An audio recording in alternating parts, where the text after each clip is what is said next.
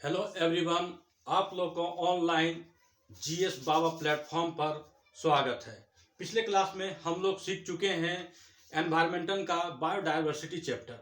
आज हम लोग सीखेंगे बायोडायवर्सिटी की प्रवणता क्या है, ग्रेडियंट ऑफ बायोडायवर्सिटी और पैटर्न ऑफ बायोडायवर्सिटी।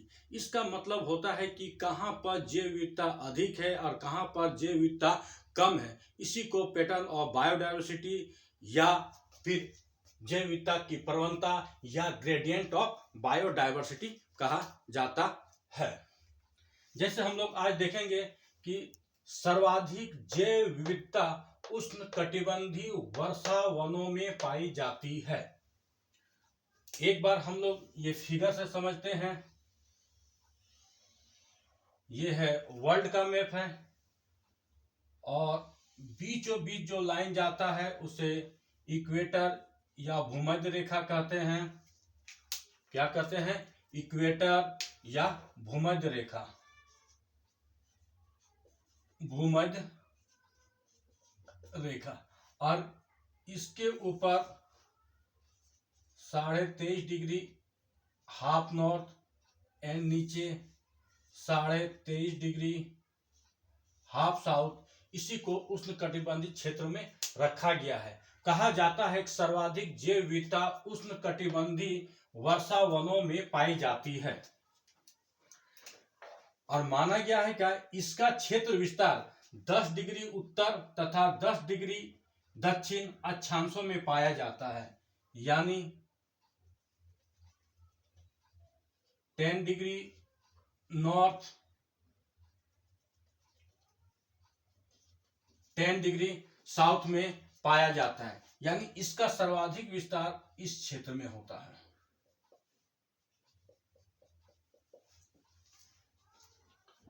कारण क्या है? क्योंकि यहाँ वर्ष भर उच्च वर्षा तथा तापमान रहता है। इसी कारण इसको अनुकूलतम बायोम यानी ऑप्टिमम बायोम्स भी कहा जाता है। यहां तक समझेंगे आप लोग। और आगे हम लोग देखते हैं, उच्चतर अक्षांशों की तुलना में निम्न अक्षांशों में जैव विविधता सामान्यता अधिक होती है। इसको हम लोग सीख सकते हैं एक फिगर के माध्यम से। जैसे जैसे कहा जाता है क्या कि जो ये इक्वेटर है, इक्वेटर से जैसे जैसे हम लोग ऊपर की ओर पोल की तरफ यानी ध्रुव की ओर जाएंगे, वैसे वैसे क्या होगा? जैव विविधता कम होते जाएगी। जैव विविधता क्या हो जाएगी जी? कम होते जाएगा। जैसे जैसे हम लोग ये नीचे आएंगे तो इसकी जैव विविधता अधिक होती जाएगी। कहन इसका तात्पर्य है कि उच्च अक्षांशों की तुलना में निम्न अक्षांशों में जैव विविधता समानता अधिक होती है। समानता अधिक होती है। एक वर्ल्ड का परिप्रेक्ष्य में हम लोग देखते हैं, विश्व का परिप्रेक्ष्य में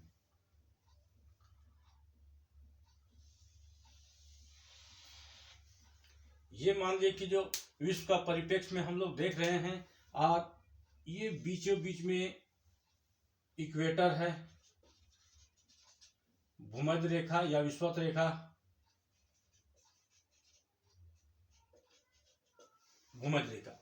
अब देखा जाए कि जो हम लोग, एक बात आपको ये दिमाग में रखना है, सीएनजी। क्या दिमाग में रखना है जी? CNG gas. सीएनजी गैस, ठीक है। इसके बारे में डिस्कस करते हैं। सीएनजी गैस है क्या, ये कोड है, ट्रिक है, देखते हैं। अगर कहा जाता है कि ये भूमध्य रेखा के नजदीक में जो जो देश होगा, जो जो देश होगा उसका जैव विविधता अधिक पाया जाएगा। उसका जैव विविधता क्या हो जाएगा जी? अधिक पाया जाएगा। जैसे कोलंबिया, कोलंबिया नजदीक है,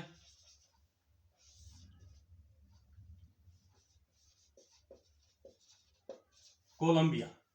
कोलंबिया में जो जीव विविधता पाई जाती है 1400।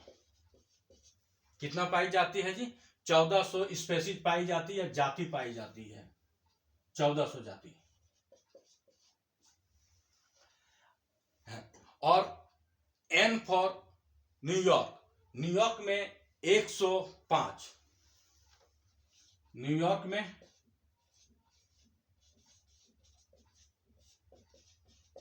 105। और G फॉर ग्रीनलैंड, ग्रीनलैंड में 56 जाति पाई जाती है। ये एनसीईआरटी का ये डेटा है। ये डेटा किसका है? एनसीईआरटी का डेटा है कि कोलंबिया में 1400 और न्यूयॉर्क में 105 और ग्रीनलैंड में 56 जातियां ये जो पाई जाती है कि प्रवणता, जो जितना मतलब ग्रेडियंट यानी पैटर्न ऑफ बायोडाइवर्सिटी कर सकते हैं, जो जितना भूमध्य सागर के नजदीक होगा, जितना जितना मान लिया जाए ये भूमध्य सागर है, भूमध्य सागर के नजदीक जो जो जितना होगा उसका बायोडाइवर्सिटी उतना ही अधिक होगा। और जो इससे दूर जाते जाएगा, इससे भी दूर जाते जाएगा तो उसका क्या होगा जी, तुलना में कम होते जाएगा। आप लोग इसको एक बार नोट कीजिए या स्क्रीनशॉट लीजिए, फिर आगे चलते हैं।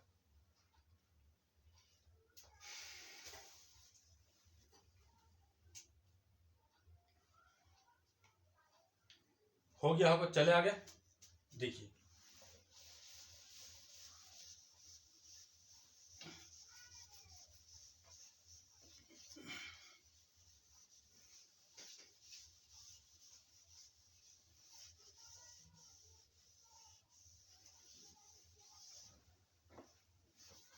देखिएगा है क्या, पर्वतीय क्षेत्रों में उच्चतर उन्तासों यानी चोटियों की तुलना में निम्नतर उन्तासों में जैव विविधता अधिक पाई जाती है। कहने का अर्थ है कि ये पर्वत है, ये क्या है जी, पर्वत है। ये क्या है जी, पर्वत है। अब देखा जाए पर्वत में क्या होता है, ये चोटी है और ये किसका क्या है जी, आधार है। जैसे जैसे हम अगर आधार से ऊपर की ओर जाएंगे, यहां पर क्या पाया जाएगा जी, जी उच्च नहीं, यहां पर क्या पाया जाएगी, निम्न जैव विविधता। क्या पाया जाएगा जी, निम्न जैव विविधता। और जहां चोटी से नीचे की ओर आएंगे तो हम लोग को क्या प्राप्त हो जाएगा, उच्च जैव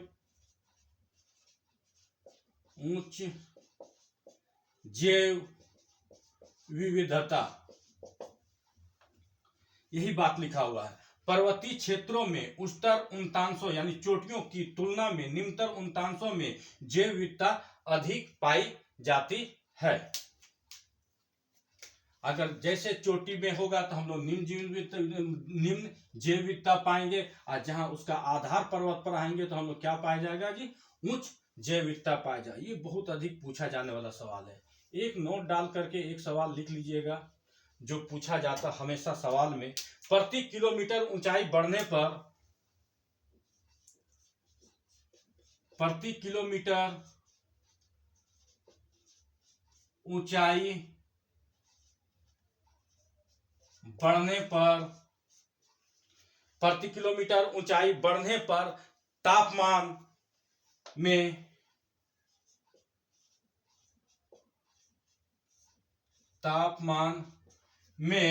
6.5 डिग्री सेल्सियस 6.5 डिग्री सेल्सियस की कमी होती है, की कमी। यानी हम लोग एक बात देख लिए कि जो ज्यो ज्यो हम लोग ऊंचाई में जाएंगे, ऊंचाई में जाते पर क्या होता है कि हम लोग को क्या कि जो तापमान में क्या होता है, कमी प्राप्त होता है। इसको लिखिएगा।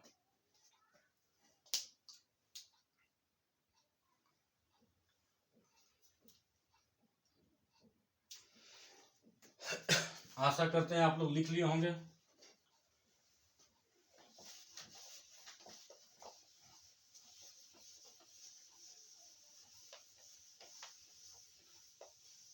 सबसे अधिक जैव विविधता विश्व में, सबसे अधिक जैव विविधता अमेज़न के जंगलों में पाए जाते हैं। सबसे अधिक जैव विविधता कहां पाए जाते हैं जी, नोट डाल के लिखिएगा। विश्व में सबसे अधिक जैव विविधता अमेज़न के जंगल में पाए जाते हैं।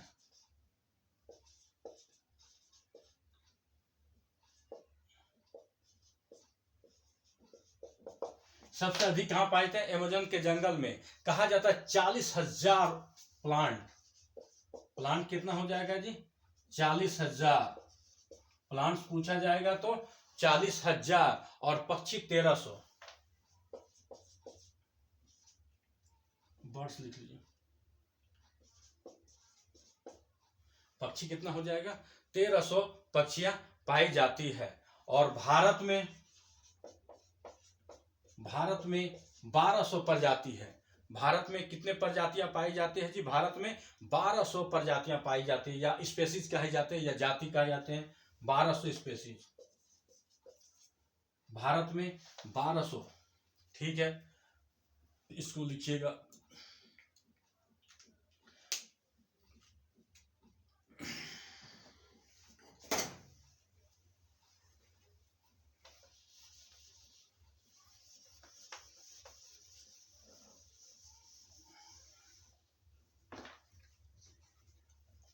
हम लोग जानते हैं कि भारत में सबसे अधिक जैव विविधता प्रचुर मात्रा में पाया जाता है केरल में स्थित एक घाटी है जिसका नाम है शांत घाटी। यह क्या है जी? पश्चिमी घाट में स्थित है। यह कहाँ स्थित है जी? पश्चिमी घाट का ये पर्वतों का हिस्सा है। वर्तमान में शांत घाटी को बायोस्फीयर रिजर्व घोषित किया गया है। इस घाटी को 1984 में नेशनल पार्क में घोषित किया गया है। यह केरल के पलक्कड़ जिला में स्थित है। आइए हम इसके बारे में सीखते हैं। आज हम लोग सीखेंगे क्या कि जो केरल स्थित शांत घाटी,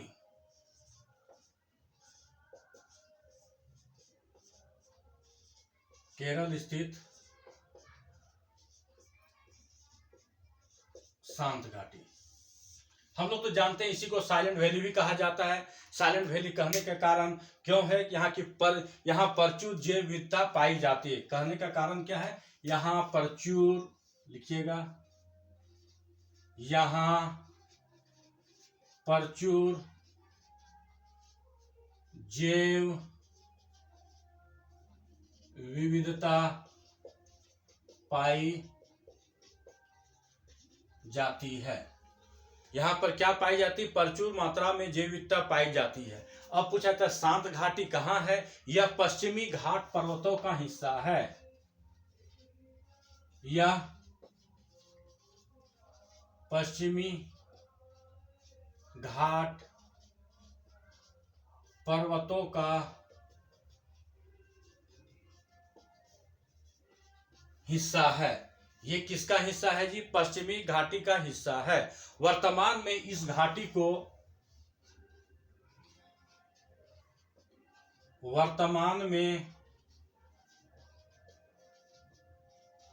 इस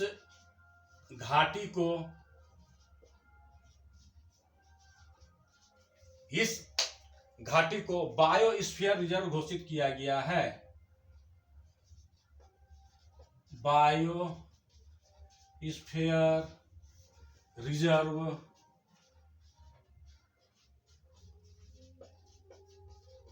घोषित किया गया है। बायो रिजर्व स्फीयर घोषित का मतलब होता है कि यहाँ पर किसी भी मानवीय का प्रवेश बंद हो जाता है। वहां पर जो भी होते हैं जैव विविधता उस सरकार के संरक्षण में देखरेख होती है। इस घाटी को 1984 में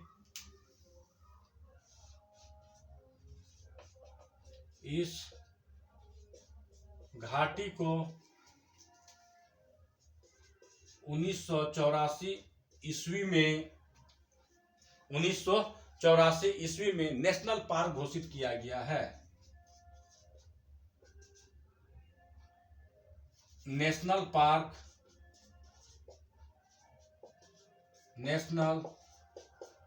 पार्क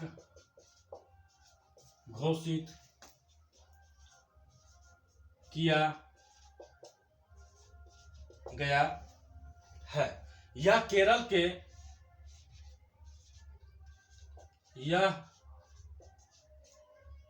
के पलक्कड़ जिला, क्या है जी? पलक्कड़ जिला में स्थित है। यह क्या है कि जो इस घाटी को 1984 में नेशनल पार्क घोषित किया गया है, यह केरल के पलक्कड़ जिला में स्थित है। अब स्थित तो है ही है, कभी कभी इस जिले का विस्तार पूछा जाता है। इस जिले का क्या पूछा जाता है जी? विस्तार पूछा जाता है। ये क्या है जी? 12 किलोमीटर लंबी, इसका विस्तार क्या है जी? 12 किलोमीटर लंबी तथा 7 किलोमीटर चौड़ा तथा 7 किलोमीटर चौड़ा। अगर शांत घाटी की लंबाई और चौड़ाई पूछा जाएगा, शांत घाटी की लंबाई और चौड़ाई कितना है? 12 किलोमीटर लंबी तथा 7 किलोमीटर चौड़ी है। तो कभी कभी इसका एटीट्यूड और लेटीट्यूड भी पूछा जाता है, मतलब अक्षांश और देशांतर भी जिसका पूछ लिया जाता है। इसका अक्षांश क्या होगा और देशांतर क्या होगा? इसका अक्षांश और देशांतर के बारे में भी देख लेते हैं। ये क्या है?